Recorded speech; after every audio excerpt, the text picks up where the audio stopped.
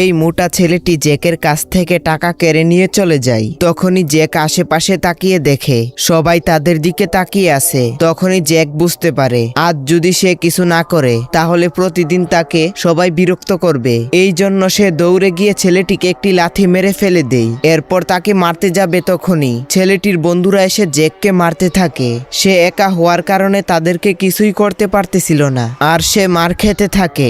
এরপর যখনই তারা এখান থেকে চলে যায়, জ্যাকের বন্ধু এসে তাকে তুলে এবং আস্তে আস্তে বাড়ির দিকে নিতে থাকে। তার মাথায় একটাই চিন্তা, সে বদলা নিবে। পরের দিন সে বক্সিং শিখতে যায়। সেইখানে দেখে একটি লোক পাগলের মতো বক্সিং করতেছে। সে আস্তে আস্তে লোকটির কাছে যায় আর বলে, তুমি কি আমাকে বক্সিং শিখাবে? লোকটির সাথে সাথে তাকে না করে দেই আর বলে, কোচের সাথে কথা বলো, সে তোমাকে শিখাবে। কিন্তু সে এখান থেকে যায় না, সে লোকটিকে কপি করতে থাকে। এটা দেখে লোকটির মন গলে যায় আর সে তাকে তার শিষ্য বানিয়ে নেয়। এরপর তাকে আস্তে আস্তে ট্রেনিং দিতে থাকে।